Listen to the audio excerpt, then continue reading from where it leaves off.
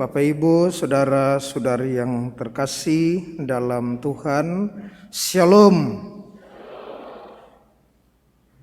Orang ternyata bisa hidup tanpa garam.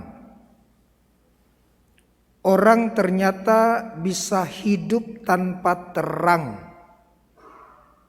tanpa listrik. Nyatanya memang demikian faktanya nenek moyang kita dahulu.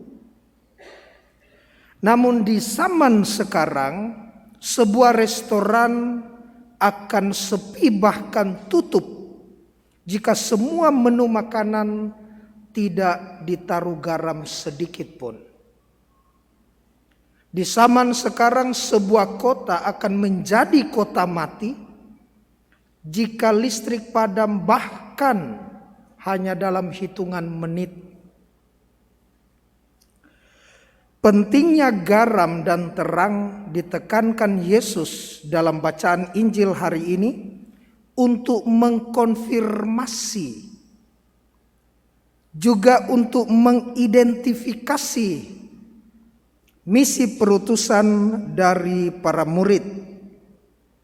Kamu adalah garam dunia. Kamu adalah terang dunia.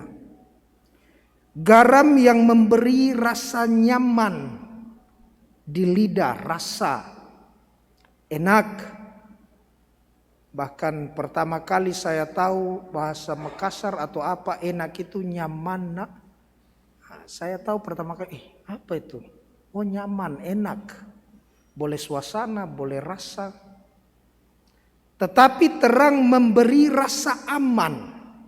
Terjagalah orang, ada jaminan bahwa dia bisa melakukan banyak hal di saat ada terang. Misi perutusan dengan menjadi garam dunia dan terang dunia ternyata tidak serta-merta atau secara otomatis mendatangkan kegembiraan terus-menerus. Mendatangkan rasa senang, sukacita terus-menerus, tidak.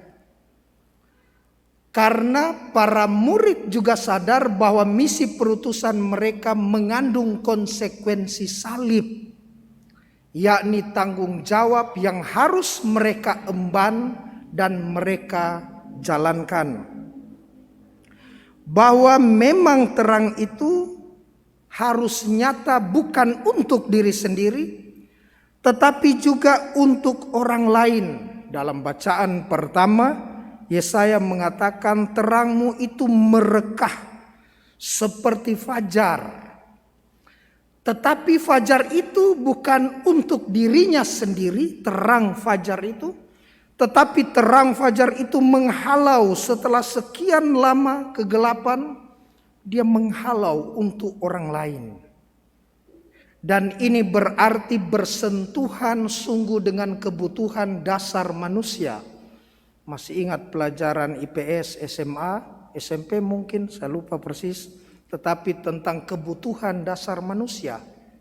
Pangan, sandang, papan. Pangan makanan, sandang pakaian, papan perumahan atau tumpangan.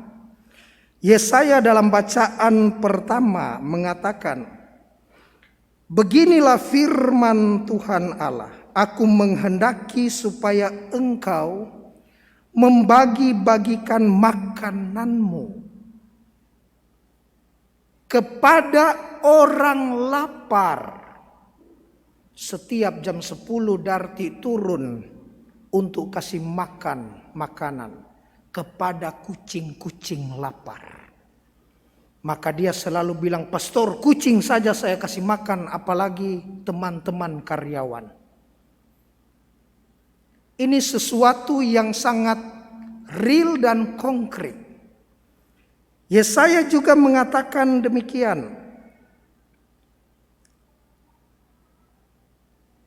Haruslah engkau memberi dia pakaian setelah pangan sandang mereka yang membutuhkan. Dan selanjutnya Yesaya mengatakan, dan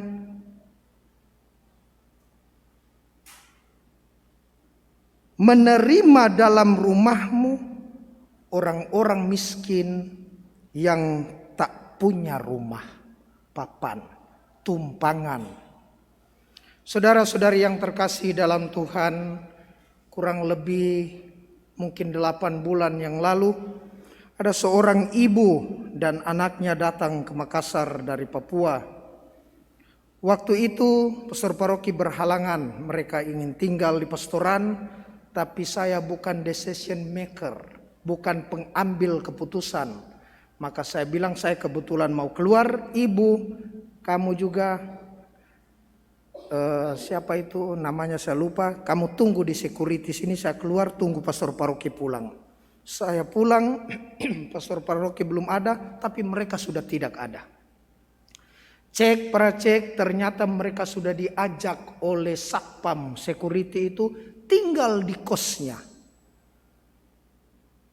Dan sesudahnya security tentu berpikir ada 2 orang menumpang, butuh tumpangan. Dia tanya, pastor bolehkah dapat 2 liter beras? Saya telepon koordinator PSE, bisakah dikasih? Saya jelaskan bla bla bla bla bla.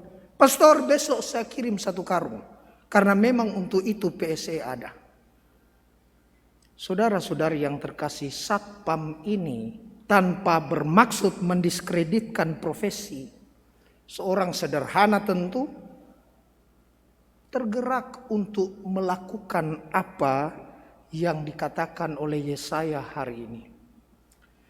Kalau kita berpunya, tutup mata, palingkan wajah, melihat orang-orang yang membutuhkan uluran tangan kita, maka apa yang kita butuhkan dari Tuhan pun Tuhan bilang, dede pelitnya kok. Tapi Yesaya menegaskan barang siapa melakukan ini, maka setiap dia berseru kepada Tuhan, minta tolong, Tuhan bilang, aku ada. Ini aku, dikatakan tadi.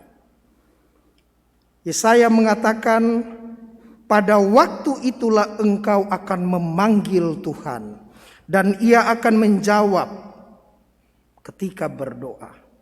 Engkau akan minta tolong, dan ia akan berkata, ini aku. Saudara-saudari yang terkasih, tidak lama lagi kita akan menerima amplop APP, yang mana kita tidak bisa menjangkau orang-orang di belahan dunia ini yang membutuhkan. Mungkin mereka ada papan, ada pangan, ada papan, ada sandang, tapi mungkin butuh pangan. Kita tidak bisa menjangkau dengan kaki kita untuk pergi ke Afrika, tetapi dengan hati yang penuh ketulusan, tanpa sungut-sungut. Sehingga pada waktunya ketika kita melakukan apa yang Tuhan inginkan dan kehendaki, Tuhan menjawab dan Dia ada.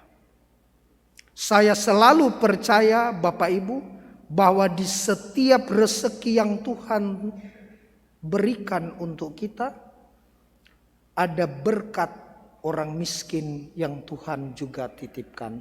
Semoga kita menjadi garam dan terang dunia. Semoga demikian.